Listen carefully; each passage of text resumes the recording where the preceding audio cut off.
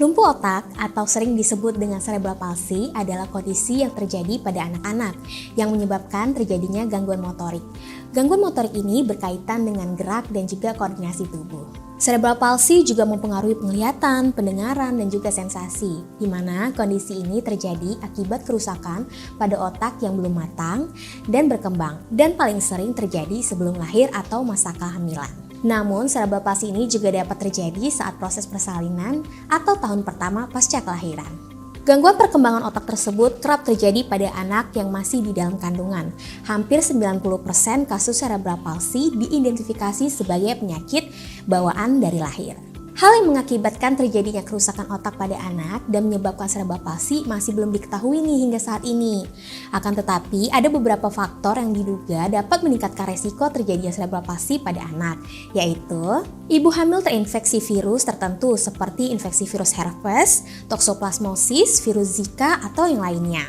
Yang kedua, seperti mutasi genetik yang menyebabkan kelainan genetik pasca lahir. Bayi tidak mendapat pasokan oksigen yang cukup selama masa persalinan. Kemudian bayi lahir prematur, komplikasi saat persalinan, bayi mengalami kecelakaan yang mengakibatkan perdarahan pada otak atau meningitis pada bayi.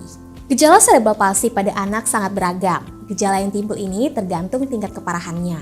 Umumnya, gejala cerebral palsy ini berkaitan dengan gangguan koordinasi, bicara, dan juga perkembangan. Untuk gangguan koordinasi dan gerakan, ada beberapa gejala yang timbul seperti gerakan refleks yang berlebih, seperti tersentak-sentak, tremor, ataupun yang lainnya. Seperti otot kaku dan juga kejang, sindrom ataksia atau lemahnya koordinasi dan keseimbangan otot, serta gerakan yang condong dilakukan hanya di bagian satu sisi saja, seperti merangkak, menggunakan satu kaki saja, atau kaki lainnya diseret. Kemudian kesulitan berjalan, seperti jalan jongkok, jalan berjinjit, dan juga sebagainya. Untuk gangguan bicara dan makan, biasanya anak ini mengalami kesulitan atau keterlambatan untuk berbicara, kesulitan untuk mengunyah dan menelan, atau produksi air liur yang berlebihan. Untuk gangguan perkembangan, biasanya anak mengalami disabilitas intelektual, terhambatnya pertumbuhan fisik, yang dimana mengakibatkan anak memiliki berat badan dan juga tinggi badan di bawah batas normal. Kemudian mengalami kesulitan dalam pelajaran seperti mengeja huruf, melakukan perhitungan sederhana, dan juga yang lainnya. Untuk gangguan lain yang paling sering terjadi itu seperti kejang atau epilepsi, kemudian gangguan pendengaran, matanya yang juling atau gangguan otot mata.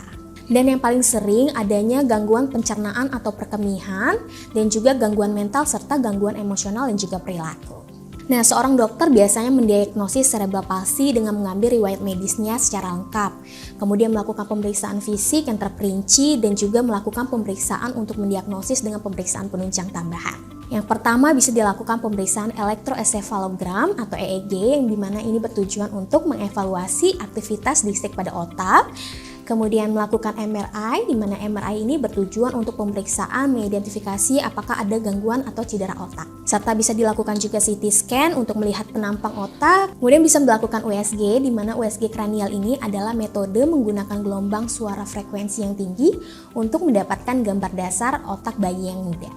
Yang terakhir bisa dilakukan pemeriksaan tes darah, di mana ini bertujuan untuk menyingkirkan kemungkinan kondisi lain seperti gangguan perdarahan. Dan jika dokter memastikan diagnosis cerebral palsy, mereka mungkin akan merujuk ke penyakit spesialis neurologis. Anak yang mengidap penyakit cerebral palsy tidak bisa sembuh total, di mana kondisi tersebut bisa berlangsung seumur hidup.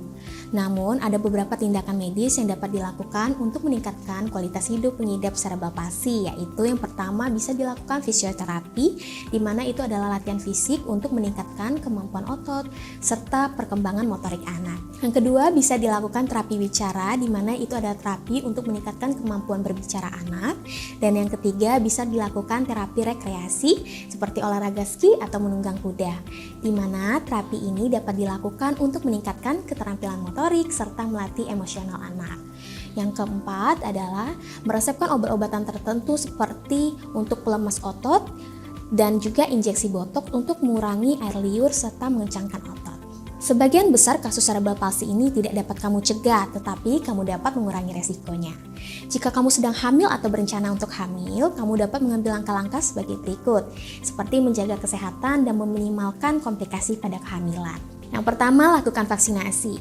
Mendapatkan vaksinasi terhadap suatu penyakit seperti rubella sebaiknya dilakukan sebelum hamil karena dapat mencegah infeksi yang menyebabkan terjadinya kerusakan otak pada janin. Yang kedua, jangan lupa untuk periksakan kehamilan secara berkala di mana dengan mengunjungi dokter secara teratur dapat membantu mencegah kelahiran prematur, berat badan lahir rendah dan juga infeksi. Dan yang paling penting adalah asupan yang sehat ya, dan hindari seperti alkohol, tembakau atau obat-obatan terlarang di mana dia itu bisa menyebabkan resiko cerebral palsy, dan mempraktekkan keselamatan umum pada anak nih seperti memproteksi dan juga pengawasan yang tepat.